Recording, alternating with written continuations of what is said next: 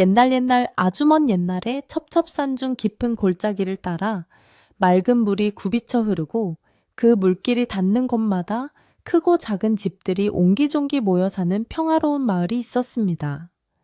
이 마을은 뒤로는 든든한 산이 병풍처럼 둘러쳐져 있고 앞으로는 기름진 들판이 펼쳐져 있어 사람들은 계절마다 변하는 산색을 즐기며 농사를 짓고 욕심 없이 살아가는 순박한 곳이었습니다.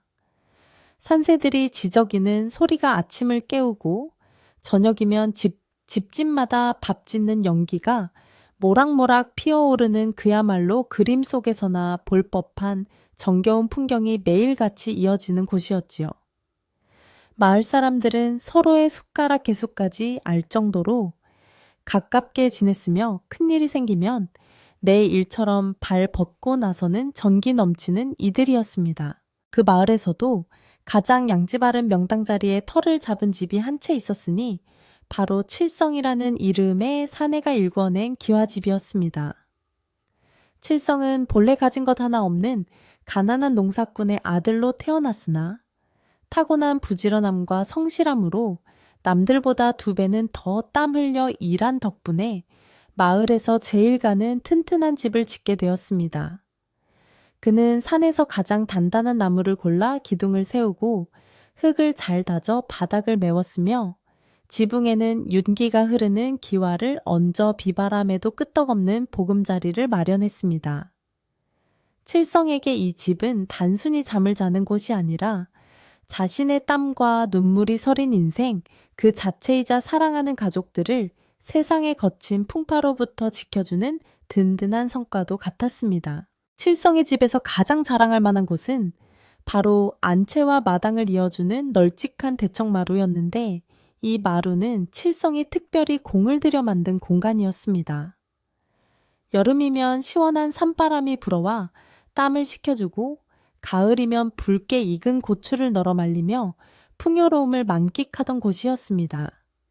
칠성은 매일 아침 일어나면 제일 먼저 마른 걸레로 마루를 반질반질하게 닦았고 그 위에서 아이들이 뒹굴며 노는 모습을 볼 때마다 세상을 다 가진 듯한 행복을 느끼곤 했습니다.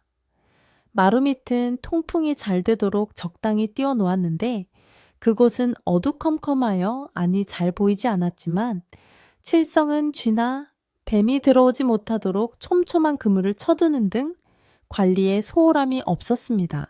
그러던 어느 해 늦가을 찬바람이 문풍지를 스치며 겨울이 머지않았음을 알리던 무렵이었습니다.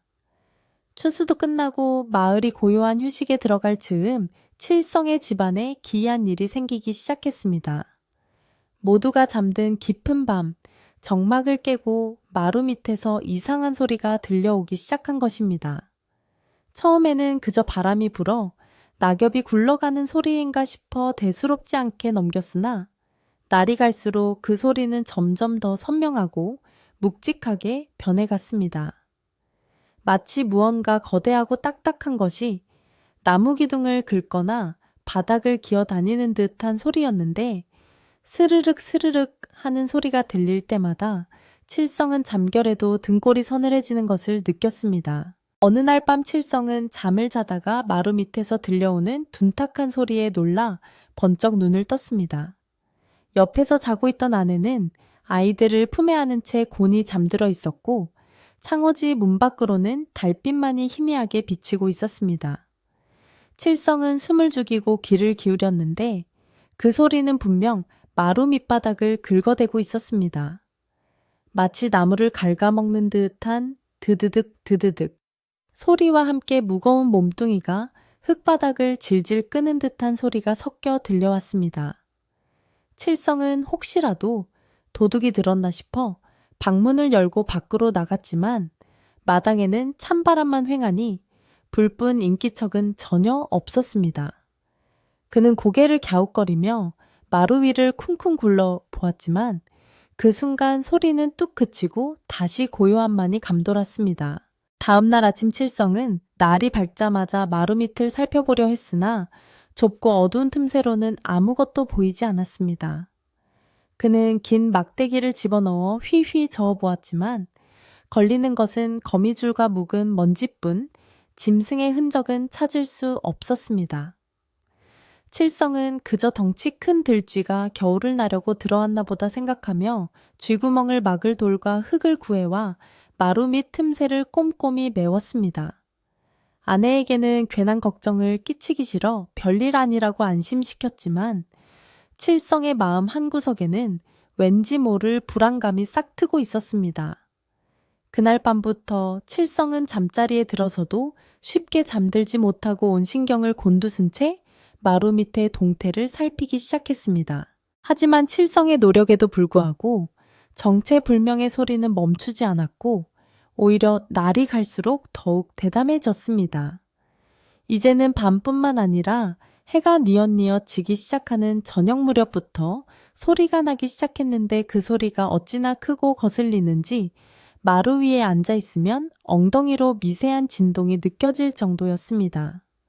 아이들은 무서워서 마루에 나가 놀려 하지 않았고 아내는 밤마다 가위에 눌린 듯 식은땀을 흘리며 깨어나곤 했습니다. 집안의 평화가 깨지자 칠성의 인내심도 바닥을 드러내기 시작했습니다.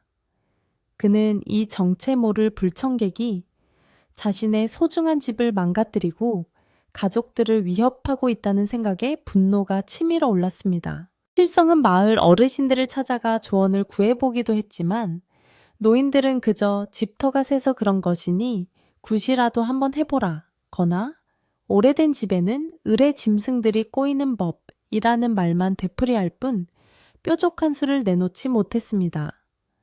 어떤 노인은 마루 밑에 사는 것은 건드리는 게 아니라는데 하며 말끝을 흐리기도 했지만 칠성은 그 말을 귀담아 듣지 않았습니다. 그는 자신의 힘으로 집을 지켜왔듯이 이번 일도 자신의 손으로 해결해야 한다고 굳게 믿었습니다. 칠성은 결국 놈의 정체를 밝혀내고야 말겠다는 결심을 하고 며칠 동안 밤잠을 설쳐가며 마루 밑을 감시할 계획을 세웠습니다. 칠성은 낮 동안에 미리 횃불과 몽둥이 그리고 날카로운 낫을 준비해 두었습니다. 그리고 혹시 모를 상황에 대비해 튼튼한 장갑과 두꺼운 옷을 입고 마루 한 구석에 자리를 잡았습니다. 가족들에게는 오늘은 안방문을 걸어 잠그고 절대 밖으로 나오지 말라고 신신당부했습니다.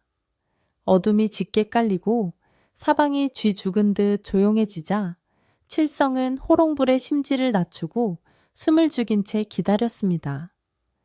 시간은 더디게 흘러갔고 찬바람이 옷깃을 파고들었지만 칠성은 꼼짝도 하지 않고 마루 밑에서 들려올 소리에 집중했습니다. 멀리서 개 짖는 소리가 간간히 들려올 뿐 집안은 무거운 침묵에 잠겨 있었습니다. 자정이 넘어갈 무렵 드디어 기다리던 소리가 들려왔습니다. 스으, 스으. 처음에는 옷감이 스치는 듯한 소리로 시작하더니 이내 무언가가 나무 기둥을 타고 오르는 듯한 소리가 났습니다. 칠성의 심장은 쿵쾅거렸지만 그는 침착함을 잃지 않으려 애썼습니다. 소리는 마루 한가운데 칠성이 가장 아끼는 대청마루 밑바닥 바로 아래에서 들려오고 있었습니다. 칠성은 조심스럽게 마루 널빤지 틈으로 귀를 가져다 대었습니다. 그러자 짐승의 거친 숨소리 같은 것이 들렸고 역하고 비릿한 냄새가 틈새로 새어나왔습니다. 그것은 분명 쥐나 뱀 따위의 작은 짐승이 아니었습니다. 칠성은 더 이상 지체했다가는 놈을 놓칠 수도 있다고 판단했습니다. 그는 미리 봐두었던 헐거워진 마루 널빤지 하나를 조심스럽게 들어 올릴 준비를 했습니다. 한 손에는 몽둥이를 다른 한 손에는 횃불을 든 칠성은 심호흡을 한 번 크게 하고는 단숨에 널빤지를 제쳐버렸습니다. 끼익 하는 나무 비명 소리와 함께 어두컴컴한 마루 밑이 드러났고 칠성은 재빨리 횃불을 들이밀어 그 안을 비추었습니다. 그리고 그 순간 칠성의 눈앞에는 평생 보도 듣도 못한 끔찍하고 기괴한 광경이 펼쳐졌습니다. 횃불에 흔들리는 불빛 아래 드러난 것은 어른 팔뚝보다도 훨씬 굵고 시커먼 몸통을 가진 거대한 지네였습니다. 그 길이는 좋기 서너 자는 되어 보였고 수없이 많은 다리들이 꿈틀거리는 모습은 보는 이로 하여금 소름이 끼치게 만들었습니다. 놈의 등껍질은 마치 무쇠처럼 단단해 보였고 붉은 빛이 감도는 번들거리는 머리에는 독이 잔뜩 오른 집게발이 흉측하게 달려 있었습니다. 그것은 단순한 벌레가 아니라 오랜 세월 이 집터 아래에서 음기를 받아 자란 요물과도 같았습니다. 왕진에는 갑작스러운 빛에 놀랐는지 몸을 비틀며 씩씩거리는 소리를 내뱉었는데 그 소리가 마치 사람을 비웃는 듯 했습니다. 칠성은 순간적으로 공포에 질려 뒷걸음질 칠 뻔했지만 이내 가족들의 얼굴이 떠오르며 용기가 솟구쳤습니다. 이런 흉물스러운 것이 우리 집 밑에 살고 있었다니 내 가족을 해치기 전에 없애버려야 한다.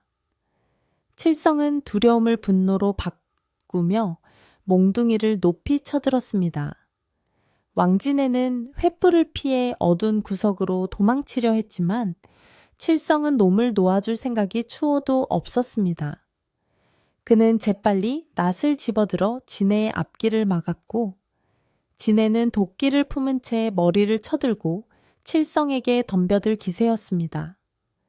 좁은 마루 및 공간은 순식간에 목숨을 건 싸움터로 변했습니다. 왕진해의 움직임은 덩치에 비해 놀라울 정도로 빨랐습니다. 수십 개의 다리가 일사불란하게 움직이며 흙바닥을 박차고 칠성의 다리를 향해 돌진해 왔습니다. 칠성은 잽싸게 몸을 피하며 몽둥이로 놈의 허리를 내리쳤습니다. 퍽 하는 둔탁한 소리가 났지만 진해의 등껍질이 워낙 단단하여 몽둥이가 튕겨나갈 정도였습니다. 놈은 고통스러운 듯 몸을 뒤틀더니 더욱 사납게 날뛰기 시작했습니다. 칠성은 식은땀이 비 오듯 흘러내렸지만 여기서 물러서면 끝장이라는 생각에 이를 악물었습니다. 그는 횃불을 진해의 눈앞에 들이대며 놈을 위협했고 불을 무서워하는 진해가 주춤하는 사이 결정적인 기회를 노렸습니다. 싸움이 길어지자 안방에서 자고 있던 아내와 아이들도 소란스러운 소리에 잠을 깼습니다. 방문을 열고 나온 아내는 마루가 뜯겨나간 끔찍한 광경과 칠성이 괴물 같은 진해와 싸우는 모습을 보고 비명을 질렀습니다. 여보, 조심해요. 아내의 비명 소리에 칠성은 더욱 정신을 바짝 차렸습니다. 그는 진해가 잠시 방향을 잃고 멈칫하는 순간을 놓치지 않고 있는 힘껏 낫을 내리꽂았습니다. 낫은 진해의 머리와 몸통 사이의 연한 부분을 정확히 파고들었고 놈은 끔찍한 비명을 지르며 격렬하게 몸부림쳤습니다. 왕진해의 몸부림이 어찌나 거센지 마루 전체가 흔들릴 정도였고 놈의 몸에서 뿜어져 나오는 노란 진물이 사방으로 튀었습니다. 칠성은 낫자루를 놓지 않고 체중을 실어 놈을 바닥에 고정시켰습니다. 진해의 수많은 다리들이 허공을 휘저으며 발악했지만 이미 치명상을 입은 놈은 서서히 힘을 잃어가고 있었습니다. 칠성은 마지막 숨통을 끊어놓기 위해 옆에 있던 큰 돌덩이를 들어 놈의 머리를 내리찍었습니다. 몇 번의 둔탁한 소리가 더 울려 퍼진 뒤에야 거대한 왕진해는 비로소 움직임을 멈추고 축 늘어졌습니다. 마루 밑의 흙바닥은 놈이 쏟아낸 검붉은 피와 진물로 엉망이 되었고 비릿하고 역겨운 냄새가 진동했습니다. 칠성은 거친 숨을 몰아쉬며 바닥에 주저앉았습니다. 온몸이 땀과 먼지로 범벅이 되었고 손은 덜덜 떨렸지만 마침내 집안의 우환을 제거했다는 안도감이 밀려왔습니다. 그는 떨리는 손으로 아내를 안심시키고 아이들이 보지 못하게 얼른 멍석으로 진해의 사체를 덮었습니다. 이제 다 끝났다. 이 징그러운 놈이 우리 집을 괴롭히던 원흉이었어. 칠성의 목소리는 지쳐 있었지만 동시에 승리감에 도취되어 있었습니다. 그는 자신이 가장으로서 가족을 지켜냈다는 사실에 뿌듯해하며 이제 다시 평화로운 일상으로 돌아갈 수 있을 것이라 믿었습니다. 날이 밝자 칠성은 마을 사람들의 도움을 받아 왕진해의 사체를 마당 한가운데로 끌어냈습니다. 햇빛 아래서 본 진해의 모습은 밤에 보았을 때보다 더욱 거대하고 흉측했습니다. 마을 사람들은 모두 혀를 내두르며 세상에 이런 요물이 다 있나. 칠성내가 큰일 날 뻔했구먼 하며 수군거렸습니다. 칠성은 혹시라도 놈이 다시 살아날까봐 마른 장작을 잔뜩 쌓아놓고 그 위에 진해를 올려 불을 질렀습니다. 시뻘건 불길이 치솟으며 진해의 사체가 타들어가기 시작했고 타는 냄새와 함께 놈의 몸이 비틀리며 피익 하는 기분 나쁜 소리를 냈습니다. 칠성은 놈이 한 줌의 재가 될 때까지 자리를 지키며 불길을 바라보았습니다. 진해가 완전히 재로 변하고 연기가 사라질 때쯤 갑자기 마른 하늘에서 우르릉 하는 천둥 소리가 들리더니 한 차례 거센 바람이 불어왔습니다. 그 바람은 여느 바람과는 달리 살을 애는 듯 차갑고 날카로웠으며 마당에 재를 회오리처럼 감아 올려 하늘로 흩뿌렸습니다. 마을 사람들은 기이한 날씨 변화에 옷깃을 여미며 불안해했지만 칠성은 그저 진해가 사라진 것에 대한 자연의 축하라고 좋게 해석하려 애썼습니다. 그는 깨끗하게 치워진 마당을 보며 이제 밤마다 들리던 그 지긋지긋한 긁는 소리도 가족들을 괴롭히던 불안감도 모두 사라졌다고 생각했습니다. 그러나 칠성은 알지 못했습니다. 오래된 집터에는 눈에 보이는 주인 말고도 눈에 보이지 않는 기운이 서려 있으며 수백 년을 묵은 미물은 함부로 죽이는 것이 아니라는 옛 어른들의 말씀을 말입니다. 그가 죽인 것은 단순한 해충이 아니라 이 집터의 기운을 누르고 있던 터주신과도 같은 존재였음을 그는 꿈에도 생각지 못했습니다. 왕진해가 사라진 그날 밤 칠성의 집은 전에 없이 고요했지만 그 고요함은 평화라기보다는 폭풍전야에 숨 막히는 정적에 가까웠습니다. 칠성은 피곤한 몸을 이끌고 깊은 잠에 빠져들었지만 마루 밑 깊은 땅 속에서는 또 다른 불길한 기운이 꿈틀거리며 깨어날 준비를 하고 있었습니다. 왕진해가 칠성의 손에 죽어 한 줌의 재로 사라진 뒤 집안에는 잠시나마 평화가 찾아온 듯 했습니다.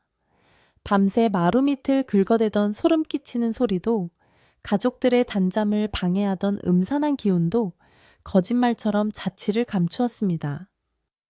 칠성은 이제야말로 두 다리를 쭉 뻗고 잘 수 있게 되었다며 호탕하게 웃었고 아내 역시 불안했던 마음을 쓸어내리며 집안 살림에 다시 정성을 쏟기 시작했습니다.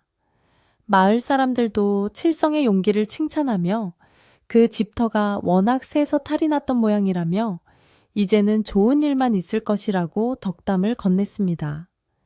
계절은 어느덧 늦가을을 지나 첫눈이 내린다는 소설 무렵으로 접어들었고 산골 마을의 공기는 하루가 다르게 차가워졌지만 칠성내 안방 아랫목만큼은 뜨끈뜨끈했습니다. 하지만 그 평온함은 그리 오래가지 않았습니다. 겨울이 깊어지고 찬바람이 매섭게 불어오던 어느 날부터인가 칠성의 몸에 이상한 변화가 나타나기 시작했습니다. 처음에는 그저 건조한 날씨 탓에 피부가 조금 가려운 정도였습니다. 칠성은 등이나 팔뚝을 벅벅 긁으며 올겨울은 유난히 살이 트는구먼 하고 대수롭지 않게 넘겼습니다. 아내에게 등 좀 긁어달라고 부탁하며 시원해하기도 했고 뜨거운 물에 몸을 담가 보기도 했습니다. 그러나 가려움증은 가라앉기는커녕 날이 갈수록 점점 더 심해져만 갔습니다. 자다가도 벌떡 일어나 온몸을 쥐어뜯듯 긁어야 했고 손톱 자국이 난 자리에서는 핏물 대신 누르스름한 진물이 배어 나왔습니다. 문제는 칠성에게만 그치지 않았다는 것입니다. 며칠 뒤부터는 아내도 팔다리가 가렵다며 호소하기 시작했고 급기야 어린아이들까지 밤새 칭걸거리며 몸을 비틀기 시작했습니다. 온 가족이 밤마다 잠을 이루지 못하고 서로의 등을 긁어주거나 벽에 몸을 비벼대는 모습은 참으로 안타깝고 기이한 광경이었습니다. 칠성은 좋다는 약초를 구해다려 먹이고 가려움에 좋다는 된장을 발라보기도 했지만 아무런 소용이 없었습니다. 가려움은 살가죽을 파고들어 뼈속까지 간지리는 듯한 고통으로 변해갔고 가족들의 눈 밑에는 검은 그늘이 짙게 드리워졌습니다. 집안에는 웃음소리 대신 고통스러운 신음과 긁는 소리만이 가득 찼습니다. 시간이 지날수록 증상은 더욱 흉측하게 변해갔습니다. 단순히 피부가 트고 갈라지는 수준을 넘어 살가죽이 딱딱하게 굳어지기 시작한 것입니다.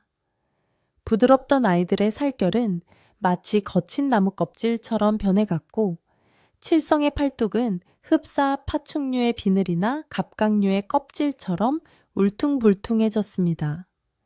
특히 관절 마디마디가 툭툭 붉어져 나오며 검붉은 색을 띠었는데 그 모양새가 마치 칠성이 죽였던 왕진해의 등껍질 마디와 섬뜩할 정도로 닮아 있었습니다. 아내는 거울 속에 비친 자신의 얼굴을 보고 소스라치게 놀라 주저앉아 통곡했고 아이들은 괴물처럼 변해가는 서로의 모습을 보며 무서워 울음을 터뜨렸습니다. 몸의 변화와 함께 집안의 공기도 음습하게 바뀌었습니다. 아궁기에 아무리 장작을 많이 넣고 부를 때도 방바닥에는 냉기가 가시지 않았습니다. 따뜻해야 할 안방에 앉아 있어도 마치 얼음장 위에 앉은 듯 엉덩이가 시려왔고 입김이 나올 정도로 한기가 돌았습니다.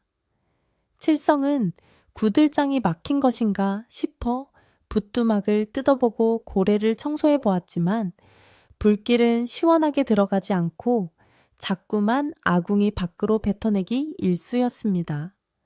마치 집 자체가 온기를 거부하고 차가운 죽음의 기운을 품으려는 듯했습니다.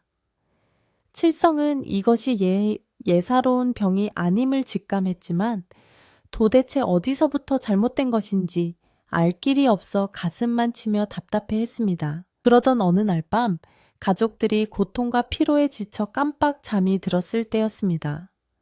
자정을 알리는 닭 뒤의 울음소리도 없는 깊은 밤 칠성은 마루 밑에서 들려오는 낯선 소리에 눈을 떴습니다.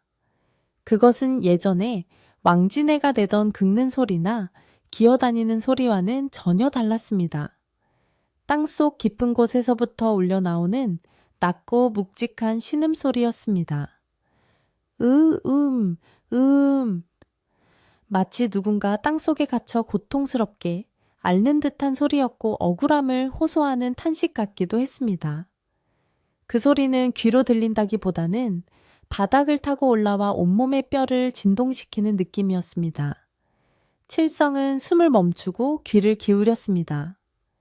소리의 진원지는 분명 그가 왕진해를 죽였던 바로 그 마루 밑이었습니다. 칠성은 공포에 질려 아내를 깨웠습니다. 여보, 들리지 않소 저 소리 말이오. 아내 역시 잠결에 그 소리를 듣고 사시나무 떨듯 떨기 시작했습니다. 저게 무슨 소리예요? 땅이 우는 것 같아요. 무서워요, 여보. 부부는 서로를 부둥켜 안고 날이 밝기만을 기다렸지만 그 신음소리는 밤새도록 멈추지 않고 이어졌습니다. 소리의 높낮이도 없이 일정하게 들려오는 그 소리는 사람의 애간장을 녹일 듯 끈질기고 집요했습니다. 아이들도 잠에서 깨어 무섭다며 이불 속으로 파고들었고 칠성네 가족에게 밤은 이제 휴식의 시간이 아닌 공포의 시간으로 변해버렸습니다. 다음 날부터 칠성은 마루 근처에는 얼씬도 하지 못했습니다. 대청마루를 밟을 때마다 발바닥 밑에서 찌릿한 전기가 통하는 듯한 불쾌한 느낌이 들었고 마루 틈새로 시커먼 연기 같은 것이 피어오르는 헛것이 보이기도 했습니다. 칠성은 마당에 나가 귀를 땅에 대고 들어보았는데 신기하게도 마당에서는 들리지 않던 소리가 마루 밑 기둥 근처에만 가면 선명하게 들렸습니다. 그것은 분명 칠성이 진해를 죽이고 피를 쏟게 했던 그 자리, 그리고 진해가 오랫동안 또아리를 틀고 살았던 그 구멍 깊은 곳에서 들려오는 소리였습니다. 칠성은 문득 자신이 진해를 죽일 때 놈이 내지르던 비명이 떠올라 등골이 오싹해졌습니다. 소문은 발없는 말이 되어 천리를 간다고 했던가요? 칠성네 집안의 흉흉한 사정은 곧 마을 사람들 귀에도 들어갔습니다. 칠성의 아내가 얼굴을 칭칭 감고 우물가에 물을 기르러 나갔다가 우연히 마주친 이웃 안악에게 흉측하게 변한 손등을 들키고 만 것입니다.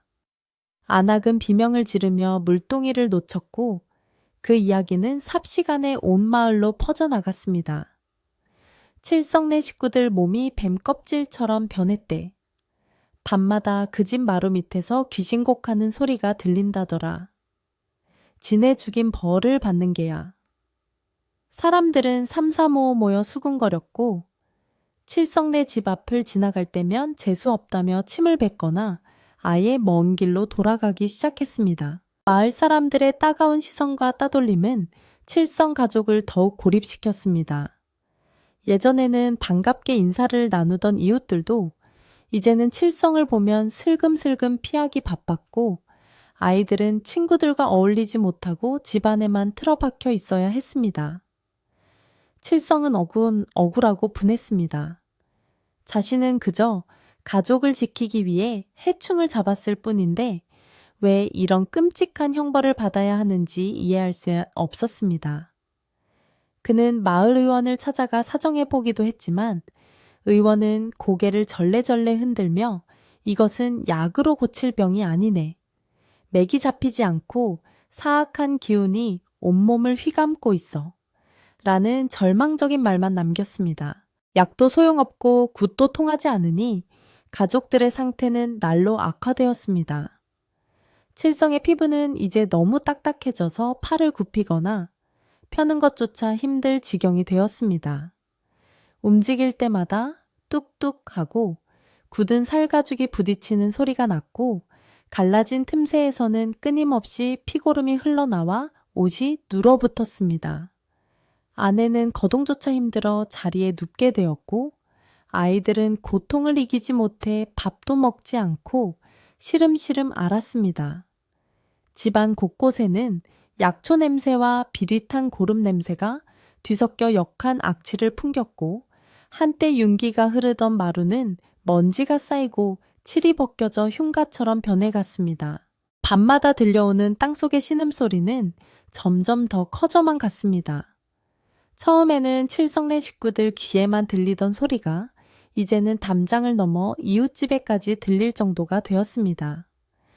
옆집에 사는 김 노인은 밤중에 화장실을 가다가 칠성네 집 쪽에서 들려오는 으음 하는 소리를 듣고 기절초풍하여 좀 자리에 드러눕기도 했습니다.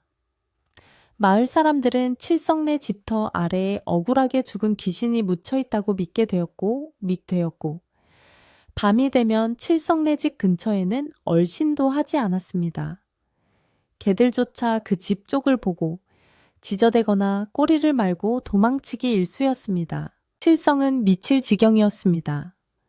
밤마다 잠을 자지 못해 눈은 퀭하게 들어갔고 정신은 피폐해져 헛것이 보이고 헛소리가 들렸습니다. 그는 한밤중에 몽둥이를 들고 마당으로 뛰쳐나가 허공에 대고 소리를 지르기도 했습니다. 도대체 나한테 왜 이러는 거야? 내가 뭘 그리 잘못했다고 나와 당장 나와보란 말이야. 칠성이 고래고래 소리를 질러도 돌아오는 것은 싸늘한 밤바람 소리와 땅속에서 들려오는 조롱같은 신음소리뿐이었습니다. 그는 마루 밑을 파헤쳐 다시 한번 끝장을 보고 싶은 충동을 느꼈지만 이제는 마루 밑에 다가갈 엄두조차 나지 않는 자신의 나약함에 좌절했습니다. 가축들도 주인의 불해랭을 감지했는지 하나둘씩 쓰러지기 시작했습니다. 외양간의 소는 여물을 먹지 않고 눈물을 흘리며 울었고 마당의 닭들은 알을 낳지 않고 털이 빠져 비실거렸습니다. 개는 밥그릇을 엎어버리고 마루 밑을 향해 밤새도록 낑낑거렸습니다. 생명력이 넘치던 칠성의 집은 이제 죽음의 그림자가 짙게 드리운 마을의 흉물이 되어가고 있었습니다. 칠성은 마루에 앉아 멍하니 마당을 바라보았습니다. 앙상한 가지를 드러낸 감나무 위에 까마귀 한 마리가 앉아 까악까악 하고 불길하게 울어댔습니다. 칠성은 자신의 인생이 송두리째 무너져 내리는 것을 속수무책으로 지켜봐야만 했습니다. 그러던 어느 눈 내리는 밤, 칠성은 몽롱한 정신 속에서 꿈을 꾸었습니다. 꿈속에서 그는 캄캄한 굴 속을 헤매고 있었는데 저 멀리서 희미한 빛이 보였습니다. 그 빛을 따라가 보니 거대한 왕지네가 피를 흘리며 쓰러져 있었고 그 옆에는 하얀 소복을 입은 노인이 슬픈 표정으로 지네를 쓰다듬고 있었습니다. 칠성이 다가가려 하자 노인은 고개를 들어 칠성을 쏘아보았는데 그 눈빛이 어찌나 매섭고 서글픈지 칠성은 숨이 턱 막혔습니다. 노인은 아무 말 없이 손가락으로 칠성의 가슴을 가리켰고 그 순간 칠성은 가슴이 타들어 가는 듯한 통증을 느끼며 잠에서 깨어났습니다. 식은땀으로 흠뻑 젖은 채 깨어난 칠성은 가슴을 움켜쥐었습니다. 꿈속의 통증이 생생하게 남아 있었고 밖에서는 여전히 하는 땅울림 소리가 들려왔습니다. 칠성은 그제야 무언가 잘못되어도 단단히 잘못되었음을 뼈저리게 느꼈습니다. 이것은 단순히 벌레를 잡은 문제가 아니었습니다. 자신이 건드려서는 안 될 무언가를 건드렸고 그 대가를 혹독하게 치르고 있다는 생각이 강하게 뇌리를 스쳤습니다. 하지만 어리석게도 칠성은 여전히 그것이 무엇인지 어떻게 해결해야 하는지 알지 못했습니다. 그저 막연한 두려움과 후회만이 그를 감싸고 있을 뿐이었습니다. 날이 밝았지만 눈보라가 심해 밖으로 나갈 엄두조차 나지 않았습니다. 칠성의 아내는 열이 펄펄 끓어 헛소리를 하기 시작했습니다. 여보, 마루 밑에 누가 살아요? 자꾸 문을 열어달래요. 아내의 헛소리에 칠성은 가슴이 미어지는 듯 했습니다. 아이들도 아빠 몸이 너무 아파요. 돌처럼 굳어서 움직일 수가 없어요. 하며 울먹였습니다. 칠성은 아이들의 딱딱해진 손을 잡고 하염없이 눈물을 흘렸습니다. 미안하다, 정말 미안하다. 애비가 못난 탓이다. 칠성의 눈물은 아이들의 손등 위로 떨어졌지만 굳어버린 피부에는 스며들지 못하고 또르르 굴러 떨어졌습니다. 칠성은 마지막 희망을 걸고 부엌으로 가서 정화수를 한 그릇 떠왔습니다. 그리고 마루 위에 올려놓고 무작정 빌기 시작했습니다. 누구신지 모르오나? 제발 노여움을 푸소서. 제 처자식만은 살려주시오. 칠성은 이마가 깨지도록 바닥에 머리를 찌으며 빌고 또 빌었습니다. 하지만 정화수 그릇은 갑자기 쨍하고 금이 가더니 두 동강이 나버렸고 물은 바닥으로 쏟아져 검게 변해버렸습니다. 그것은 칠성의 사과를 받아주지 않겠다는 단호한 거절의 표시였습니다. 칠성은 바닥에 주저앉아 하늘을 원망했습니다. 도대체 나더러 어쩌란 말입니까? 그 시각 마을 어귀에는 낯선 발자국 소리가 눈길을 밟으며 다가오고 있었습니다. 삿갓을 깊게 눌러쓰고 낡은 장삼을 걸친 한눈에 보아도 범상치 않은 기운을 풍기는 노스님이었습니다. 스님은 마을 입구에 들어서자마자 걸음을 멈추고 칠성네 집 쪽을 응시했습니다. 스님의 눈에는 칠성네 지붕 위로 피어오르는 검고 탁한 기운이 보였습니다. 그것은 원한과 고통 그리고 억울함이 뒤섞인 불길한 기운이었습니다. 스님은 혀를 차며 혼잣말을 중얼거렸습니다. 쯔쯔 집터의 주인을 해쳤으니 그 화가 오죽하겠는가. 산 사람이 죽은 기운을 감당하지 못해 껍질을 뒤집었었구나. 스님은 지팡이를 짚고 천천히 칠성네 집을 향해 발걸음을 옮겼습니다. 마을 사람들은 낯선 스님의 등장에 호기심 어린 눈빛으로 쳐다보았지만 스님의 서리빨 같은 기세에 눌려 말을 걸지는 못했습니다. 스님은 마을 우물가를 지나 좁은 골목길을 따라 올라가 다 허물어져 가는 듯한 칠성의 대문 앞에 섰습니다. 대문 안에서는 사람의 인기척은 느껴지지 않고 오직 땅 속에서 울리는 미세한 진동과 신음소리만이 새어나오고 있었습니다. 스님은 잠시 합장을 하고 연불을 외더니 굳게 닫힌 대문을 두드렸습니다. 주인장 계시오 지나가던 객승이 목을 좀 축이려 하오. 칠성은 대문 밖에서 들려오는 스님의 목소리에 화들짝 놀랐습니다. 이 흉가나 다름없는 집에 누가 찾아온단 말인가. 그는 아픈 몸을 이끌고 간신히 마당으로 나갔습니다. 칠성이 대문을 열자 눈 덮인 세상 속에 서 있는 노스님의 모습이 보였습니다. 스님은 칠성의 흉측한 몰골을 보고도 전혀 놀라는 기색 없이 오히려 연민 가득한 눈빛으로 그를 바라보았습니다. 그 눈빛을 마주하는 순간 칠성은 왠지 모를 서러움이 복받쳐 올라 왈칵 눈물을 쏟고 말았습니다. 마치 길 잃은 아이가 부모를 만난 듯 그는 스님 앞에 무릎을 꿇고 흐느꼈습니다. 스님은 칠성을 일으켜 세우지 않고 그저 나직한 목소리로 물었습니다. 보시게 처사, 마루 밑에 무엇을 묻었는가? 스님의 질문은 칠성의 가슴을 정통으로 찔렀습니다. 칠성은 고개를 들 수 없었습니다. 스님은 이미 모든 것을 알고 있는 듯했습니다. 벌레라고 생각했겠지. 해충이라 여겨 불태웠겠지. 허나 눈에 보이는 것이 다가 아닐세. 스님은 지팡이로 마루 밑을 가리켰습니다.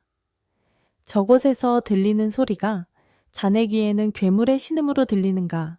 아니면 집을 잃은 주인의 통곡으로 들리는가? 칠성은 스님의 말 한마디 한마디에 심장이 쿵쿵 내려앉는 것 같았습니다.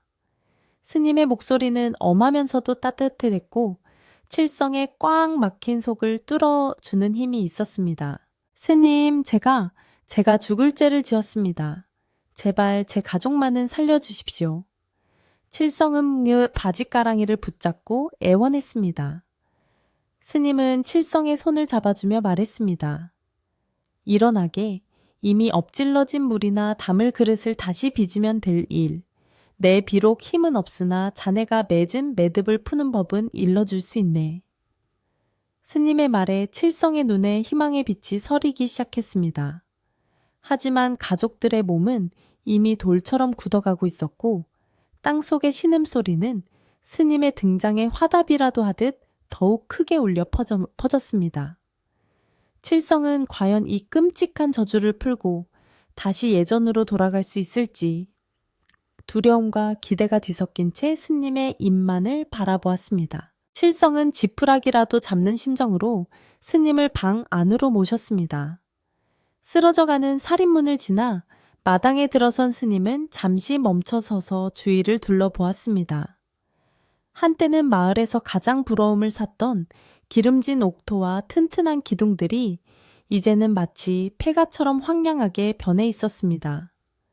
마당 곳곳에는 자풀이 무성하게 자라났고 칠성이 지네를 태웠던 자리에는 검게 그을린 자국이 흉터처럼 남아 음산한 기운을 내뿜고 있었습니다.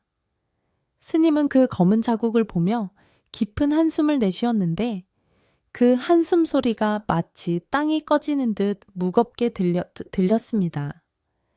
칠성은 스님의 눈치를 살피며 부들부들 떨리는 손으로 방문을 열어주었습니다. 방 안으로 들어선 스님을 맞이한 것은 퀴퀴한 약초 냄새와 살이 썩어가는 듯한 역한 악취였습니다.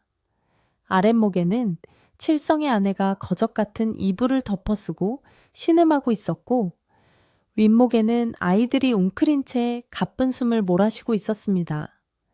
스님은 말없이 다가가 아내의 팔을 덮고 있던 이불을 살짝 걷어보았습니다. 드러난 팔은 사람의 피부라고는 믿기지 않을 정도로 딱딱하게 굳어 있었고 거북이 등껍질처럼 갈라진 틈새로는 붉은 속살이 비쳐 보였습니다. 그 모습은 영락없이 칠성이 몽둥이로 때려 죽인 왕진애의 등껍질과 닮아 있었습니다. 스님은 쯧쯧쯧 혀를 차며 다시 이불을 덮어주었고 아이들의 상태도 눈으로 확인했습니다. 스님은 방 한 구석에 자리를 잡고 앉아 칠성을 똑바로 응시했습니다.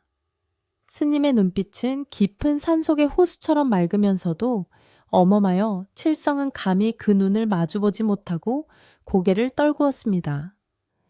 처사 자네는 이 집이 누구의 것이라고 생각하는가? 스님의 뜬금없는 질문에 칠성은 우물쭈물하며 대답했습니다. 그야 제 조상님 때부터 물려받아 제가 피땀 흘려 지은 제 집이지요. 스님은 고개를 가로저으며 칠성의 대답이 틀렸음을 알렸습니다. 아니네. 자네는 잠시 머물다 가는 객일 뿐 이 터의 진짜 주인은 따로 있었네. 자네가 그 주인을 쫓아내고 그것도 모자라 불태워 죽였으니 이 사단이 난 개야. 칠성은 억울한 마음에 항변했습니다. 스님, 그건 주인이 아니라 요물이었습니다. 시커멓고 다리가 수십 개나 달린 징그러운 왕지네였다니까요. 제 가족을 해칠까봐 잡은 것뿐인데 그게 어찌 주인입니까? 칠성의 목소리는 떨렸지만 여전히 자신의 행동을 정당화하려는 마음이 남아 있었습니다. 스님은 칠성의 말을 듣고는 껄껄 웃었지만 그 웃음에는 서늘한 기운이 서려 있었습니다. 사람의 눈으로 보니 징그러운 벌레지. 땅의 눈으로 보면 그것이 바로 이 터를 지키는 장군일세. 수백 년을 묵은 지네는 이미 미물이 아니라 신령한 기운을 가진 영물이야. 그 영물이 마루 밑에 또아리를 들고 앉아 나쁜 기운이 집 안으로 들어오는 것을 막아주고 있었던 걸세. 스님의 설명은 계속되었습니다. 이 마을의 산세는 기운이 세서 보통 사람이 살기 힘든 곳인데 칠성의 집터가 명당인 이유는 바로 그 왕지네가 땅속의 생기운을 눌러주고 있었기 때문이라는 것이었습니다. 자네가 밤마다 들었다던 그 긁는 소리는 지네가 자네 가족을 해치려고 낸 소리가 아니라 땅속에서 올라오는 나쁜 기운과 싸우느라 낸 소리였네. 헌데 자네는 은혜를 원수로 갚았어. 집을 지켜주던 수호신을 몽둥이로 때려 죽이고 불태웠으니 이제 그 억울한 원혼이 갈 곳을 잃고 자네 가족의 몸을 빌려 숨으려 하는 것이네. 칠성은 스님의 말을 듣고 망치로 머리를 맞은 듯 멍해졌습니다. 가족들의 몸을 보게 딱딱하게 굳어가는 것이 무엇과 닮았는가?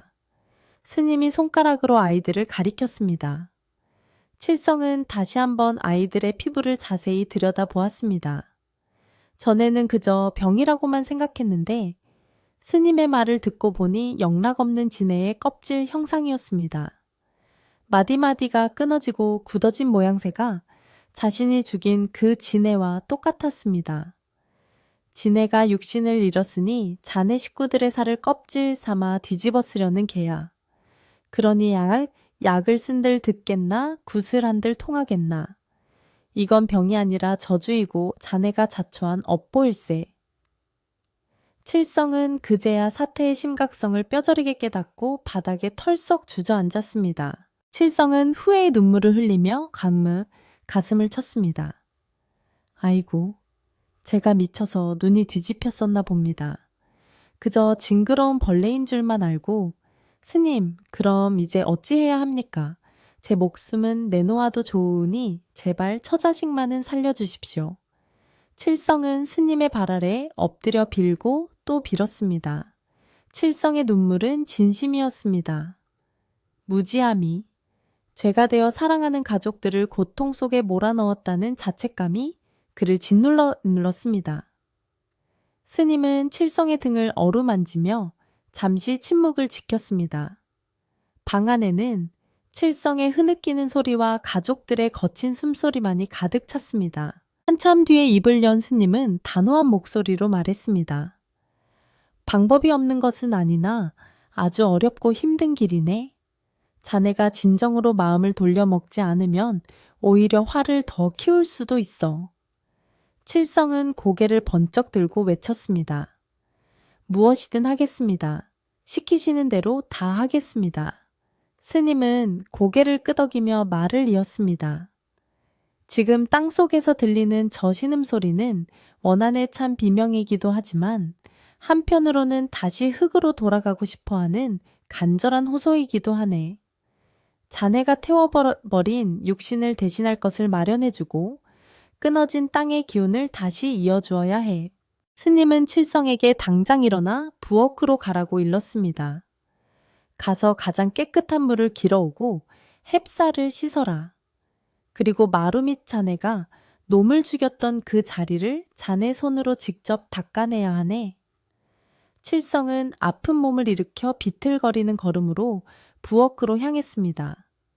스님은 덧붙였습니다.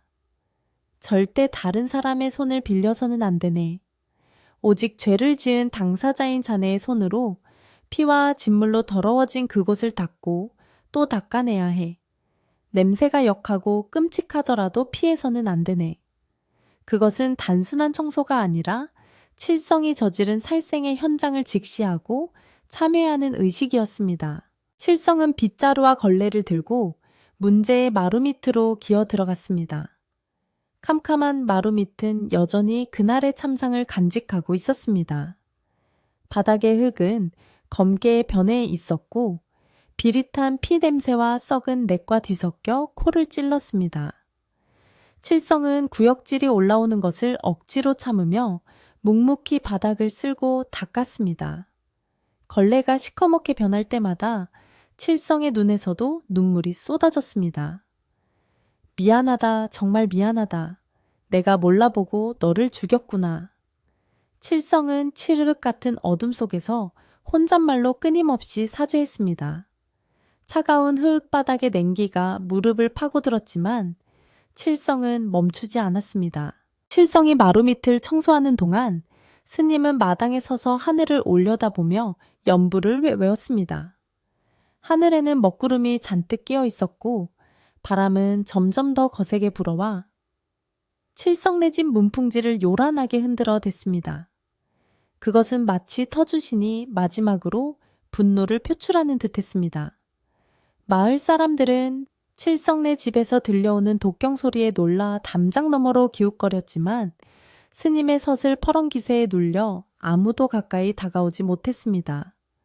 스님은 지팡이를 들어 땅을 3번 내리치며 흐트러진 집터의 기운을 바로잡으려 애썼습니다. 온만이 밤매 부디 노여움을 거두소서. 해가 지고 어둠이 깔리자 땅속의 신음소리는 더욱 커졌습니다. 마치 바로 발밑에서 누군가 울고 있는 듯 선명했습니다.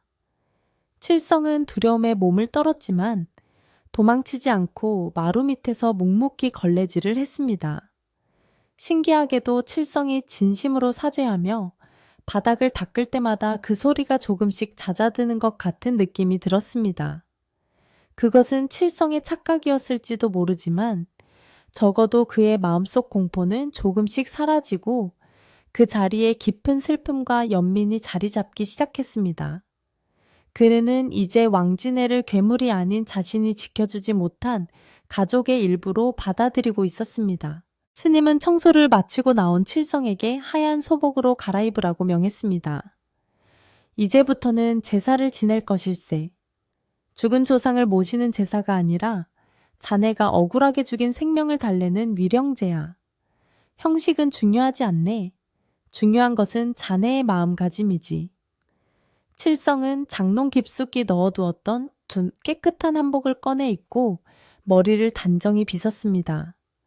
몸은 여전히 병들어 아팠지만 마음만은 그 어느 때보다 경건했습니다.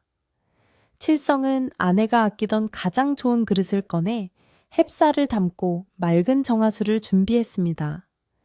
이 모든 과정 하나하나가 칠성에게는 속죄의 시간이었습니다. 준비가 끝나자 스님은 칠성을 대청마루 한가운데 앉혀였습니다. 바로 그 아래가 왕진애가 죽은 자리였습니다. 스님은 칠성 앞에 촛불 하나를 켜두고 말했습니다. 오늘 밤이 고비일세. 자정이 되면 음기가 가장 강해질 터이니 그때 자네의 정성이 하늘에 닿아야 하네. 만약 자네 마음속에 티끌만큼이라도 억울함이나 의심이 남아있다면 이 촛불은 꺼질 것이고 자네 가족은 영영 돌아오지 못할 걸세. 칠성은 비장한 표정으로 고개를 끄덕였습니다. 그는 두 손을 모으고 눈을 감았습니다. 바람소리가 귀신 울음소리처럼 들려왔지만 칠성은 동요하지 않으려 노력했습니다. 밤이 깊어가면서 집안의 온도는 더욱 내려갔습니다. 물그릇의 물이 살얼음이 얼 정도로 추운 날씨였지만 칠성의 이마에는 땀방울이 맺혔습니다. 방 안의 가족들은 고통 속에 신음하며 칠성을 애타게 불렀지만 칠성은 뒤를 돌아보지 않았습니다. 지금 자신이 흔들리면 모두가 죽는다는 것을 알기에 그는 오직 마루 밑의 영혼에게 집중했습니다. 부디 제 살을 뜯어 드시고 제 뼈를 씹어 드시더라도 제 아이들과 아내만은 놓아주십시오. 칠성은 속으로 맹세하고 또 맹세했습니다. 그것은 가장으로서 할 수 있는 최후의 기도이자 거래였습니다. 그때 갑자기 촛불이 심하게 흔들리기 시작했습니다. 방문이 덜컹거리고 마루 밑에서 쿵쿵 하고 무언가 바닥을 치는 소리가 났습니다. 마치 지네가 살아 돌아와 마루를 부수고 나올 듯한 기세였습니다. 칠성은 순간적으로 공포에 질려 눈을 뜰 뻔했으나 스님의 불호령이 떨어졌습니다. 눈을 뜨지 말게. 마음의 눈으로 보게 놈은 지금 화를 내는 것이 아니라 자네에게 말을 걸고 있는 걸세. 스님의 목소리는 천둥처럼 칠성의 귓가에 울렸습니다. 칠성은 질끈 감은 눈에서 뜨거운 눈물을 흘리며 떨리는 입술로 잘못했습니다. 잘못했습니다. 만을 반복했습니다. 스님은 목탁을 두드리지 않고 대신 품에서 작은 방울을 꺼내 흔들었습니다. 딸랑, 딸랑. 맑고 청가한 방울 소리가 칠성네 집안의 무거운 공기를 가르고 퍼져나갔습니다. 그 소리는 마치 엉킨 실타래를 풀듯 집안에 꽉 차 있던 원한의 덩어리들을 조금씩 흔들어 놓고 있었습니다. 방울 소리와 함께 스님의 낮은 독경 소리가 이어졌습니다. 원하는 물처럼 흐르게 하고 앙금은 바람처럼 흩어지게 하소서. 스님의 기도는 칠성의 간절함과 합쳐져 마루 밑 깊은 곳 차갑게 식어버린 땅에 심장을 향해 스며들었습니다. 시간이 얼마나 흘렀을까? 격렬하게 흔들리던 촛불이 점차 안정을 되찾아가고 있었습니다. 마루 밑에 쿵쿵거리는 소리도 잦아들고 대신 처음 들었던 그 하는 신음소리가 다시 들려왔습니다. 하지만 이번에는 그 소리가 전처럼 날카롭거나 고통스럽게 들리지 않았습니다. 칠성의 귀에는 마치 지친 아이가 엄마 품에서 투정을 부리다 잠드는 소리처럼 애처롭지만 조금은 편안해진 소리로 들렸습니다. 칠성은 직감적으로 알 수 있었습니다. 터주시네의 노여움이 조금씩 풀리고 있다는 것을. 하지만 아직 끝난 것은 아니었습니다.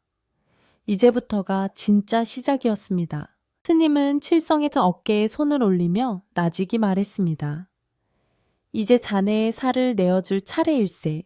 말로만 하는 사죄는 통하지 않아. 자네가 가진 가장 소중한 것을 내놓겠다는 각오를 보여야 하네. 칠성은 눈을 뜨고 스님을 바라보았습니다. 스님은 칠성에게 품에서 작은 칼을 꺼내주었습니다.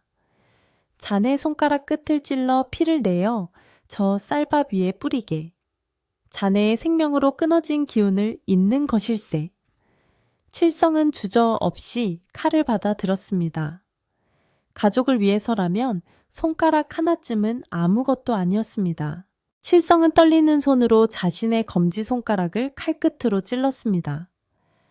붉은 선혈이 몽글몽글 솟아올랐고 칠성은 그 피를 하얀 쌀밥 위에 뚝뚝 떨어뜨렸습니다. 붉은 피가 하얀 쌀 아래에 스며들어 붉게 물들자 기이하게도 방 안의 냉기가 조금씩 물러가는 듯했습니다. 그것은 칠성의 희생이 터주신에게 닿았다는 신호였습니다. 스님은 고개를 끄덕이며 칠성에게 이제 마지막 절을 올리라고 했습니다. 칠성은 피 맺힌 손가락을 감싸 쥐지도 않은 채 바닥에 머리를 조아리고 깊은 절을 올렸습니다. 밤은 가장 깊은 곳을 지나 새벽을 향해 가고 있었지만 칠성네 집은 여전히 어둠 속에 잠겨 있었습니다. 그러나 그 어둠은 더 이상 공포스러운 칠흑이 아니라 새로운 시작을 잉태하는 고요한 어둠으로 변해가고 있었습니다. 칠성의 정성과 스님의 법력, 그리고 터주신의 남은 미련이 한데 엉켜 팽팽한 줄다리기를 하고 있는 순간이었습니다. 과연 이 긴 밤이 지나고 나면 칠성의 가족은 다시 예전의 모습으로 돌아갈 수 있을지, 아니면 영영돌처럼 굳어버린 채 고통 속에 살아가게 될지 운명의 시간은 점점 다가오고 있었습니다. 칠성의 손가락 끝에서 떨어진 붉은 핏방울이 하얀 쌀밥 위로 스며들자 방 안의 공기는 순간적으로 멈춘 듯 정지했습니다. 그토록 요란하게 흔들리던 문풍지 소리도 밖에서 몰아치던 매서운 눈보라 소리도 거짓말처럼 뚝 그쳤습니다. 오직 치익 하는 미세한 소리만이 들려왔는데 그것은 마치 뜨거운 불판 위에 차가운 물을 부었을 때 나는 소리와 흡사했습니다. 칠성은 숨을 죽이고 그릇을 응시했습니다. 붉게 물든 쌀밥 위로 희미한 연기가 피어오르더니 그 연기는 사람의 형상도 아니고 짐승의 형상도 아닌 기묘한 모양을 그리며 천장으로 솟구쳐 올랐습니다. 스님은 그 모습을 지켜보며 낮은 목소리로 연부를 계속 이어갔고 칠성은 이것이 터주시니 자신의 정성을 받아들이는 신호이기를 간절히 바랐습니다. 그때 마루 밑에서 들려오던 소리에 변화가 생겼습니다. 밤새도록 칠성의 가슴을 짓누르던 하는 고통스러운 신음소리가 잦아들기 시작한 것입니다. 대신 스르륵 스르륵 하는 소리가 들려왔는데 그것은 예전에 왕진애가 기어다닐 때 내던 소리와 비슷했지만 느낌은 전혀 달랐습니다. 예전의 소리가 날카롭고 위협적이었다면 지금 들리는 소리는 무거운 짐을 내려놓고 멀리 떠나는 나그네의 발걸음처럼 가볍고 멀어지는 소리였습니다. 그 소리는 안방 마루 밑에서 시작하여 대청마루를 지나 마당을 가로질러 대문 밖으로 천천히 이동하고 있었습니다. 칠성은 그 소리의 이동 경로를 귀로 쫓으며 보이지 않는 존재가 집을 떠나고 있음을 직감했습니다. 스님은 그제야 흔들던 방울을 내려놓고 깊은 숨을 내쉬었습니다. 칠성의 이마에 맺힌 땀방울을 닦아주며 스님이 말했습니다. 갔네. 자네의 진심 어린 사죄와 피가 놈의 억울함을 달래주었어. 이제 더 이상 이 집터에 미련을 두지 않고 본래 있던 산으로 돌아갈 것일세. 칠성은 그 말을 듣자마자 온몸에 힘이 풀려 그 자리에 털썩 주저앉았습니다. 다리가 후들거리고 손이 떨려 제대로 앉아있을 수조차 없었습니다. 스님 정말입니까? 정말 다 끝난 것입니까? 칠성은 믿기지 않는다는 듯 되물었고 스님은 온화한 미소를 지으며 고개를 끄덕였습니다. 하지만 스님의 표정에는 안도감과 함께 알 수 없는 쓸쓸함도 묻어 있었습니다. 칠성은 비틀거리는 몸을 일으켜 방 안쪽으로 기어갔습니다. 가장 먼저 확인해야 할 것은 사랑하는 가족들의 상태였습니다. 아내가 누워있는 이불을 걷어낸 칠성은 자신의 눈을 의심했습니다. 불과 몇 시간 전까지만 해도 거북이 등껍질처럼 딱딱하고 흉측하게 갈라져 있던 아내의 팔이 달라져 있었습니다. 굳어있던 각질들이 마치 허물을 벗듯이 하얗게 일어나 부서져 내리고 있었고 그 아래로 뽀얀 새살이 돋아나고 있는 것이 보였습니다. 아내의 거친 숨소리도 한결 편안해져 있었고 이마를 짚어보니 불덩이 같던 열도 거짓말처럼 내려 있었습니다. 칠성은 아내의 손을 잡고 오열했습니다. 여보, 여보, 이제 살았어. 우리가 살았어. 아이들도 마찬가지였습니다. 나무 껍질처럼 변해 움직이지도 못하던 아이들의 다리에서 딱딱한 껍질이 투둑투둑 소리를 내며 떨어져 나갔습니다. 아이들은 잠결에 시원한지 하고 기지개를 켜기도 했습니다. 칠성은 아이들의 얼굴에 묻은 부스러기들을 털어주며 볼을 비볐습니다. 따뜻한 천이 느껴졌습니다.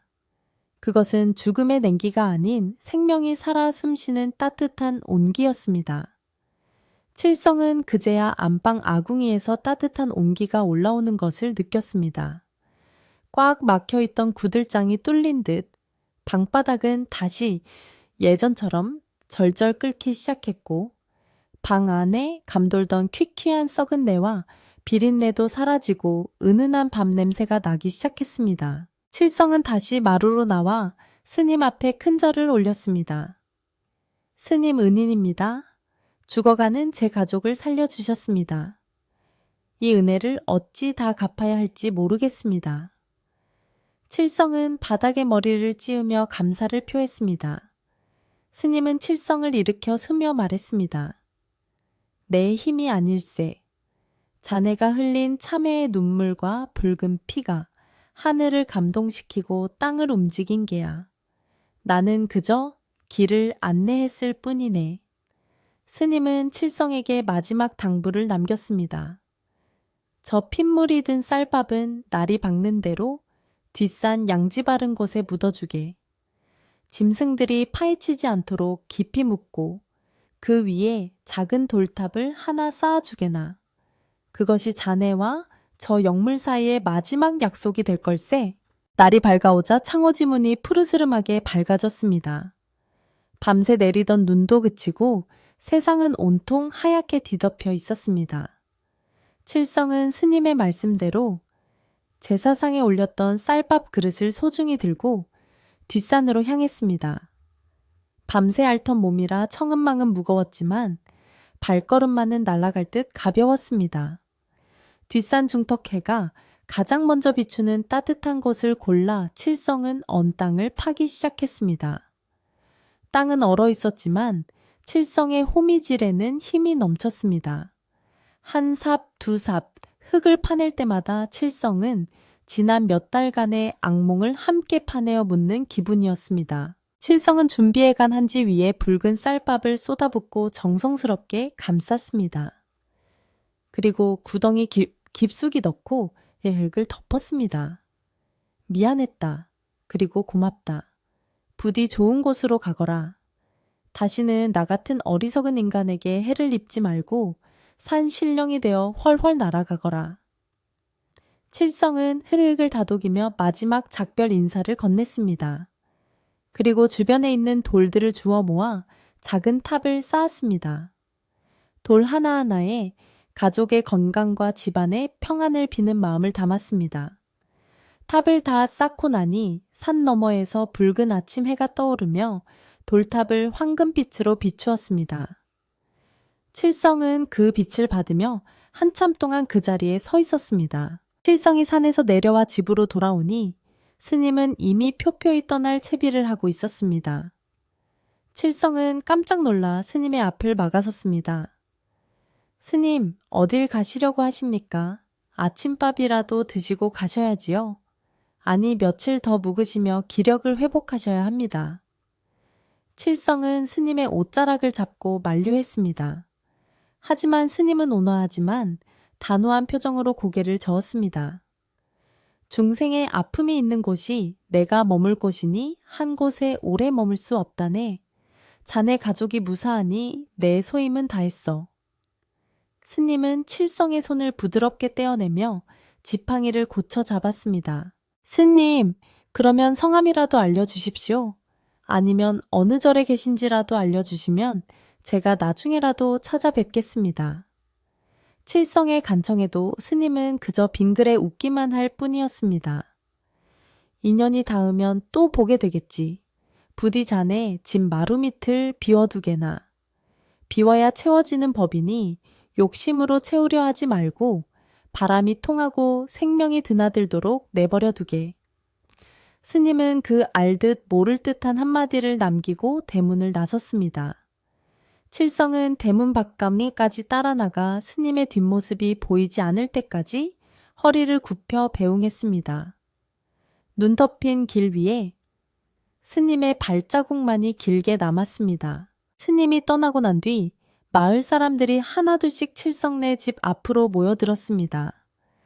밤새 칠성네 집에서 들려오던 굿하는 소리와 괴이한 빛을 목격한 사람들이 호기심과 걱정을 안고 찾아온 것입니다.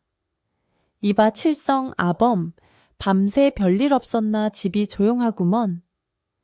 용기 있는 이웃집 남자가 대문 틈으로 안을 들여다보며 소리쳤습니다. 칠성은 활짝 열린 대문 사이로 환한 미소를 지으며 걸어 나왔습니다. 그의 얼굴은 여전히 야위고 피로해 보였지만 눈빛만은 예전의 총기를 되찾아 맑게 빛나고 있었습니다. 칠성은 마을 사람들을 향해 큰 소리로 말했습니다. 걱정 끼쳐드려 죄송합니다. 어르신들 말씀대로 제가 큰 잘못을 하여 벌을 받았던 것입니다. 다행히 지나가던 스님 덕분에 잘못을 빌고 용서를 받았습니다. 이제 다 해결되었습니다. 칠성의 목소리에는 힘이 실려 있었습니다. 마을 사람들은 칠성의 얼굴에서 검은 기운이 사라진 것을 보고 놀라워했습니다. 거참 다행이네. 정말 다행이야. 어제까지만 해도 사람 몰골이 아니더니 하룻밤 사이에 사람이 달라졌어. 사람들은 웅성거리며 칠성네 집을 기웃거렸지만 더 이상 예전처럼 피하거나 재수없다고 침을 뱉는 사람은 없었습니다. 칠성은 집으로 들어와 부엌으로 향했습니다. 오랫동안 불을 떼지 않아 싸늘하게 식어버린 아궁이에 다시 장작을 넣고 불을 지폈습니다. 타닥타닥 타오르는 장작불 소리가 마치 경쾌한 음악 소리처럼 들렸습니다. 칠성은 솥을 깨끗이 씻어 쌀을 안치고 물을 넉넉히 부어 묽은 죽을 끓였습니다. 오랫동안 굶주리고 병매에 시달린 가족들이 부담 없이 먹을 수 있도록 정성을 다해 끓였습니다. 보글보글 끓어오르는 쌀죽의 구수한 냄새가 온 집안에 퍼지자 집은 비로소 사람 사는 곧다운 온기를 되찾았습니다. 칠성은 소반에 죽 그릇을 받쳐들고 안방으로 들어갔습니다. 아내는 이미 일어나 앉아 아이들의 얼굴을 닦아주고 있었습니다. 여보. 아내가 칠성을 보며 힘없는 목소리로 불렀습니다. 하지만 그 목소리에는 생기가 돌고 있었습니다. 칠성은 밥상을 내려놓고 아내와 아이들을 껴안았습니다. 고생했어. 정말 고생 많았어. 이제 다 끝났으니 얼른 밥 먹고 기운 차리자. 아이들은 배가 고픈지 죽 그릇을 보자마자 숟가락을 들었습니다. 후루룩 소리를 내며 맛있게 죽을 먹는 아이들의 모습을 보며 칠성은 눈시울이 붉어졌습니다.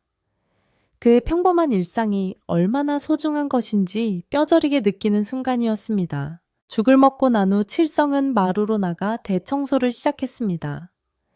지난 몇 달간 병구안을 하느라 돌보지 못해 먼지가 쌓이고 거미줄이 쳐진 집안 곳곳을 쓸고 닦았습니다. 특히 문제가 되었던 마루 밑은 더욱 신경 써서 청소했습니다. 칠성은 마루 널빤지를 드러내고 쏟아지는 햇살이 마루 밑 깊숙한 곳까지 비치도록 했습니다. 눅눅하고 음습했던 흙바닥이 햇볕을 받아 뽀송뽀송하게 마르기 시작했습니다. 칠성은 그곳을 바라보며 스님의 말씀을 되새겼습니다. 비워야 채워진다. 그는 이제 그곳에 무엇을 채우려 하지 않고 그저 바람과 햇살이 머물다 가는 공간으로 남겨두기로 마음먹었습니다. 오후가 되자 마을 안악들이 하나둘씩 먹을 거리를 들고 찾아왔습니다. 칠성네 몸은 좀 어떤가? 이거 호박죽인데 좀 먹어보게. 이웃들은 그동안 칠성네를 외면했던 것이 미안했는지 저마다 쑥스러운 표정으로 음식을 건넸습니다. 칠성의 아내는 아직 거동이 불편했지만 방문을 열고 이웃들에게 고개 숙여 감사 인사를 전했습니다. 고맙습니다. 덕분에 살았습니다. 마을 사람들의 따뜻한 정이 다시 칠성네 집으로 흘러 들어왔습니다. 끊어졌던 인연의 끈이 다시 이어지고 얼어붙었던 민심도 봄눈 녹듯 녹아내렸습니다. 칠성은 마당 한 구석에 쌓여있던 낡은 집기들과 병중에 사용했던 이불들을 모두 꺼내 태웠습니다. 불길과 함께 지긋지긋했던 병마의 흔적과 나쁜 기억들이 허공으로 사라졌습니다. 연기는 하늘 높이 올라가 흩어졌고 마당에는 깨끗한 재만이 남았습니다. 칠성은 그 재를 모아 밭에 뿌렸습니다. 나쁜 기운이 거름이 되어 내년 농사는 더욱 풍성해지기를 바라는 마음에서였습니다. 집안 정리를 마치고 나니 어느덧 해가 뉘엿뉘엿 지고 있었습니다. 저녁 노을이 칠성대의 기와 지붕을 붉게 물들였고 굴뚝에서는 다시 하얀 연기가 피어올랐습니다. 그날 밤 칠성은 마루에 앉아 밤하늘을 올려다보았습니다. 유난히 별이 총총한 밤이었습니다. 예전 같았으면 마루 밑에서 들려올 소리에 귀를 기울이며 불안에 떨었겠지만 지금은 아무런 소리도 들리지 않았습니다. 그 고요함이 너무나도 평화롭고 달콤했습니다. 스르르르 바람이 대나무 숲을 스치는 소리만이 들려올 뿐 땅속의 신음소리는 완전히 사라졌습니다. 칠성은 그 정막 속에 담긴 평온함을 온몸으로 느꼈습니다. 그는 자신이 지켜야 할 것이 단순히 집이라는 껍데기가 아니라 그 안에 깃든 생명과 자연의 이치임을 깊이 깨달았습니다. 잠시 후 아내가 조용히 마루로 나왔습니다. 아직 걸음걸이가 온전치 않았지만 피부는 몰라보게 깨끗해져 있었습니다. 아내는 칠성의 옆에 앉아 말없이 그의 손을 잡았습니다. 칠성의 거친 손과 아내의 부드러워진 손이 맞닿아 말로 다할 수 없는 위로가 전해졌습니다. 여보, 이제 다시는 미물이라도 함부로 죽이지 맙시다. 아내의 말에 칠성은 고개를 끄덕였습니다. 그러리다. 풀 한 폭이 벌레 한 마리도 다 이유가 있어 태어난 것인데 내가 너무 오만했어. 부부는 서로의 어깨에 기대어 깊어가는 겨울밤의 정취를 느꼈습니다. 집은 다시 예전의 활기를 되찾아가고 있었습니다. 외양간에 소도 여물을 먹기 시작했고 닭들도 다시 알을 품기 시작했습니다. 마당에 멍석 위에 누워있던 개도 꼬리를 살랑거리며 칠성에게 다가왔습니다. 모든 것이 제자리로 돌아왔지만 분명 예전과는 달랐습니다. 칠성의 눈에는 세상 만물이 예전보다 더 귀하고 소중하게 보였습니다. 그는 마루 밑에 텅 빈 공간을 바라보며 보이지 않는 곳에서 묵묵히 집을 지켜주었던 그 존재에게 마음속으로 다시 한번 감사의 인사를 전했습니다. 부디 좋은 곳에서 편안하시게. 우리 가족은 자네 덕분에 다시 태어났네. 이제 칠성네 집은 마을에서 가장 흉흉한 집이 아니라 가장 따뜻하고 깨달음이 있는 집이 되었습니다. 칠성은 내일 날이 밝으면 마을 사람들을 모두 초대해 큰 잔치를 열 생각입니다. 갚아야 할 빚은 갚았고 받아야 할 복은 나누어야 한다는 것을 알았기 때문입니다. 마루 밑의 어둠은 걷히고 그 자리에 사람들의 웃음소리와 따뜻한 정이 채워질 준비가 되어 있었습니다. 긴 겨울밤이 지나고 칠성네 집에는 비로소 진정한 봄이 찾아오고 있었습니다. 겨울이 깊어가던 산골 마을에도 어김없이 봄의 기운이 찾아왔습니다. 꽁꽁 얼어붙어 마치 거대한 백색의 성벽 같았던 뒷산의 계곡 얼음이 쩍쩍 소리를 내며 갈라지기 시작했고 그 틈 사이로 맑은 물이 졸졸졸 흐르는 소리가 들려왔습니다. 칠성네 집 처마 끝에 매달려 있던 날카로운 고드름도 따스한 햇살에 녹아수정 같은 물방울이 되어 똑똑 떨어졌습니다. 겨우내 죽음의 그림자가 드리웠던 칠성의 집 마당 흙도 부드럽게 풀리며 생명을 품을 준비를 마쳤습니다. 마당 한 구석 언 땅을 비집고 올라온 파릇파릇한 냉이와 쑥은 칠성네 가족이 겪었던 혹독한 시련이 끝났음을 알리는 자연의 신호와도 같았습니다. 칠성의 가족들은 이제 완연히 건강을 되찾았습니다. 나무 껍질처럼 딱딱하게 굳고 갈라졌던 피부는 언제 그랬냐는 듯 뽀얗고 매끄러운 살결로 돌아왔습니다. 특히 아이들의 얼굴에는 홍조가 돌았고 뛰어노는 발걸음에는 힘이 넘쳤습니다. 칠성은 아침마다 세수를 하며 거울 속에 비친 자신의 얼굴을 보곤 했는데 고통으로 찌들어 늙어 보였던 얼굴은 온데간데 없고 다시 생기 넘치는 가장의 모습이 있었습니다. 그는 자신의 손바닥을 펴보며 흉터 하나 남지 않고 깨끗하게 아물게 해주신 천지신명과 터주신의 은혜에 다시금 감사의 마음을 되새기곤 했습니다. 칠성은 봄맞이 대청소를 하며 집안 분위기를 쇄신하기로 마음먹었습니다. 겨우내 닫아두었던 모든 문을 활짝 열어젖히니 산에서 불어오는 향긋한 봄바람이 집안 구석구석을 휘감고 돌았습니다. 묵은 먼지를 털어내고 창호지를 새로 발라 문을 달자 방 안으로 들어오는 햇살이 한층 더 밝고 따사로워졌습니다. 칠성은 특히 마루 밑 공간을 항상 청결하게 유지했습니다. 예전처럼 물건을 쌓아두거나 쥐구멍을 막으려 애쓰지 않고 바람이 잘 통하도록 틔워두었습니다. 가끔 산짐승이나 곤충이 드나드는 것이 눈에 띄어도 칠성은 그저 지나가던 길손인가 보다 하며 허허 웃어넘길 뿐이었습니다. 어느 맑은 날 칠성은 아내와 상의하여 마을 사람들을 위한 큰 잔치를 열기로 했습니다. 그동안 자신들의 병 때문에 마음고생했을 이웃들에게 보답하고 흉흉했던 소문을 털어버리기 위함이었습니다. 칠성은 장터에 나가 제일 좋은 돼지고기를 끊어오고 아내는 며칠 전부터 쌀을 불려 떡을 쪘습니다. 고소한 기름 냄새와 구수한 국밥 냄새가 칠성내 담장을 넘어온 마을로 퍼져나갔습니다. 그 냄새는 과거의 악취를 완전히 지워버리는 풍요롭고 정겨운 삶의 향기였습니다.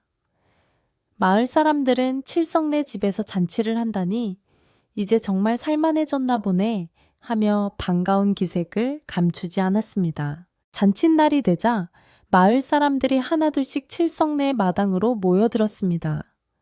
남정네들은 멍석에 둘러앉아 막걸리 잔을 기울였고 아낙네들은 부엌을 드나들며 음식 나르기에 바빴습니다. 칠성은 손님 한 명 한 명에게 고개 숙여 인사하며 술을 따랐습니다. 그동안 심려를 끼쳐 죄송합니다. 다 이웃 여러분의 덕분으로 이렇게 다시 일어서게 되었습니다. 칠성의 진심 어린 말에 마을 어르신은 칠성의 손을 잡으며 말했습니다. 비 온 뒤에 땅이 굳는 법이네. 자네가 큰 액땜을 했으니 앞으로는 이 집에 큰 복이 들어올 걸세. 그 말에 좌중은 옳소 옳소 하며 맞장구를 쳤습니다. 잔치의 분위기가 무르익어 가자 사람들의 화제는 자연스럽게 그 진해 사건으로 흘러갔습니다. 하지만 이제 그것은 공포의 대상이 아니라 자연의 이치를 깨닫게 해준 신비로운 전설처럼 이야기되었습니다. 한 이웃이 물었습니다. 그래, 그 스님은 도대체 어디서 오신 분인가? 칠성은 먼 산을 바라보며 대답했습니다. 저도 모릅니다. 그저 바람처럼 오셔서 바람처럼 가셨지요. 아마도 우리 집터의 주인이 저를 가르치려고 보낸 사자가 아니었을까 싶습니다. 사람들은 고개를 끄덕이며 세상에는 눈에 보이지 않는 힘이 존재함을 인정했습니다. 아이들은 마당을 뛰어다니며 까르르 웃음을 터뜨렸습니다. 그 웃음소리는 집안 곳곳에 스며들어 남아있던 칙칙한 기운을 완전히 몰아냈습니다. 칠성의 아내는 시루떡을 넉넉히 잘라 이웃들에게 싸주며 집으로 돌아가는 길에 복을 나누어 주었습니다. 잔치가 끝나고 사람들이 모두 돌아간 뒤 칠성내 마당에는 훈훈한 온기와 정만이 남았습니다. 칠성은 텅 빈 마당을 바라보며 혼자 잘 사는 것이 중요한 것이 아니라 더불어 사는 것이 진정한 행복임을 깨달았습니다. 집은 사람의 온기로 채워질 때 비로소 완성되는 것이었습니다. 계절은 흘러 봄이 지나고 여름이 다가왔습니다. 칠성네 집 처마 밑에는 제비 부부가 날아와 집을 짓기 시작했습니다. 예전 같으면 흙이 떨어진다며 쫓아냈을지도 모르지만 칠성은 제비들이 부지런히 흙과 지푸라기를 물어 나르는 모습을 흐뭇하게 지켜보았습니다. 그래, 너희들도 살 곳이 필요하겠지. 우리 집이 명당인 줄 알고 찾아왔구나. 칠성은 제비가 집을 다 지을 때까지 처마 밑을 지나다닐 때도 조심조심 발걸음을 옮겼습니다. 제비 새끼들이 알을 깨고 나와 지지배배 우는 소리는 칠성네 가족에게 또 다른 기쁨을 선사했습니다. 칠성은 농사를 지을 때도 예전과는 다른 마음가짐을 가졌습니다. 땅을 파다가 지렁이나 굼벵이가 나오면 징그럽다고 죽이는 대신 조심스럽게 집어서 흙 속으로 다시 넣어주었습니다. 미안하다, 내가 네 집을 건드렸구나. 어서 들어가거라. 칠성의 이런 변화는 밭작물에도 영향을 미쳤는지 그의 농사는 유난히 풍년이 들었습니다. 고추는 붉고 탐스럽게 익었고 배추는 속이 꽉 차 단단했습니다. 마을 사람들은 칠성이 진해의 기운을 받아 농사의 신이 되었다고 농담처럼 말하곤 했습니다. 어느 날 오후 칠성은 뒷산에 올랐습니다. 겨울에 쌀밥을 묻고 돌탑을 쌓았던 그곳을 찾아가기 위해서였습니다. 수풀이 우거진 산길을 헤치고 도착한 그곳에는 칠성이 쌓은 돌탑이 무너지지 않고 굳건히 서 있었습니다. 주변에는 이름 모를 야생화들이 만발하여 마치 돌탑을 호위하고 있는 듯 했습니다. 칠성은 돌탑 앞에 가져간 술 한 잔을 올리고 절을 했습니다. 덕분에 잘 지내고 있습니다. 이제 원한은 다 잊으시고 산천초목과 더불어 평안하소서. 산바람이 불어와 칠성의 땀을 식혀주었는데 그 바람결이 마치 누군가가 머리를 쓰다듬는 듯 부드러웠습니다. 집으로 돌아온 칠성은 대청마루에 앉아 땀을 식혔습니다. 마루 바닥은 세월의 흔적을 담아 반질반질 윤이 났습니다. 칠성은 손으로 마루 바닥을 쓸어보았습니다.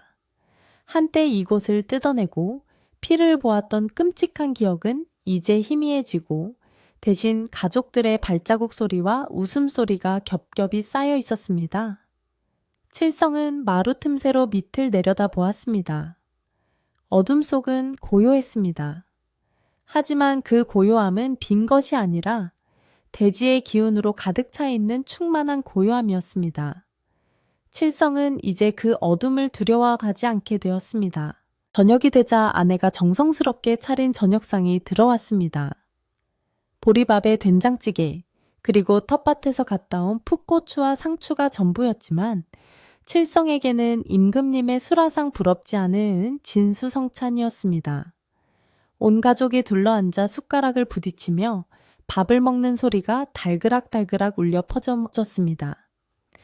아빠, 오늘 학교에서 칭찬받았어요. 막내 아들의 자랑에 칠성은 한바 웃음을 지으며 머리를 쓰다듬어 주었습니다. 평범한 일상이 주는 행복이 얼마나 크고 소중한지 칠성은 밥을 씹으며 가슴 깊이 느꼈습니다. 밤이 깊어가고 마을의 불빛들이 하나둘씩 꺼져갔습니다. 칠성네 집 안방에도 호롱불이 끄물거리며 사그라들었습니다. 가족들은 나란히 이불을 펴고 누웠습니다. 창밖에서는 풀벌레들이 귀뚜르르 귀뚜르르 하며 가을을 재촉하는 노래를 부르고 있었습니다. 칠성은 잠자리에 누워 천장을 바라보았습니다. 석가래 사이로 쥐들이 달그락거리는 소리가 들렸지만 칠성은 미소를 지으며 눈을 감았습니다. 그 소리조차 살아있는 것들이 내는 생명의 소리처럼 들렸기 때문입니다. 칠성의 아내가 조용히 칠성의 손을 잡았습니다. 여보, 이제 정말 편하네요. 밤에 들리는 바람소리가 자장가처럼 들려요. 아내의 말에 칠성은 잡은 손에 힘을 주며 대답했습니다. 그러게 말이요. 우리가 욕심을 버리고 마음을 비우니 세상 만물이 다 우리를 돕는 것 같소. 부부는 서로의 천을 느끼며 깊은 잠에 빠져들었습니다. 그들의 꿈속에는 더 이상 흉측한 진해나 고통스러운 신음소리는 나타나지 않았습니다. 대신 푸른 들판과 맑은 시냇물 그리고 환하게 웃는 스님의 얼굴이 나타났을 것입니다. 이윽고 칠성네 집 마루 밑에서도 작은 움직임이 느껴졌습니다. 그것은 괴물의 움직임이 아니라 흙 속의 미생물들이 숨을 쉬고 땅강아지가 기를 내고 두더지가 잠을 자는 평화로운 대지의 움직임이었습니다. 집은 칠성 가족만의 것이 아니었습니다. 땅 위의 사람들과 땅 밑의 생명들 그리고 눈에 보이지 않는 기운들이 서로 조화를 이루며 함께 살아가는 거대한 우주였습니다. 칠성은 그 진리를 깨달음으로써 진정한 집주인이 될 수 있었습니다. 세월이 흘러 칠성은 마을에서 가장 지혜로운 어른으로 존경받게 되었습니다. 젊은 사람들이 집을 짓거나 터를 잡을 때면 칠성을 찾아와 조언을 구했습니다. 그럴 때마다 칠성은 항상 같은 말을 해주었습니다. 터는 주인이 따로 있는 것이 아닐세.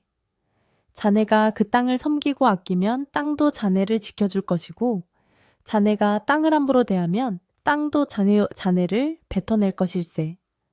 칠성의 이 말은 마을 사람들의 입을 통해 대대로 전해지며 이 산골 마을이 오랫동안 평화롭고 번성하는 밑거름이 되었습니다. 오늘 밤도 칠성내 기와집은 산자락에 포근히 안겨 있습니다. 달빛이 기와지붕을 은은하게 비추고 굴뚝에서는 저녁 지은 연기가 평화롭게 피어오릅니다. 마루 밑의 왕진에는 비록 사라졌지만 그가 남긴 교훈은 집을 지키는 든든한 수호신이 되어 영원히 가족들과 함께할 것입니다. 바람이 불면 대나무 숲이 춤을 추고 비가 오면 처마 끝에서 낙숫물 소리가 노래하는 그곳. 욕심을 버리고 자연과 하나 되어 살아가는 칠성내 가족의 이야기는 밤바람을 타고 멀리 퍼져나가 듣는 이들의 마음속에 작은 울림을 줄 것입니다. 자, 이제 이야기의 끝자락에 닿았습니다. 칠성내 식구들이 덮고 자는 두툼한 소미불처럼 여러분의 잠자리도 따뜻하고 포근하기를 바랍니다. 마루 밑 깊은 곳에서 들려오던 공포의 소리가 평온한 자장가로 바뀌었듯이 여러분의 마음속에 있는 걱정과 근심도 이 밤이 지나면 눈 녹듯 사라지기를 기원합니다. 상월마을의 맑은 바람 소리를 들으며 편안하고 깊은 잠에 드시길 바랍니다.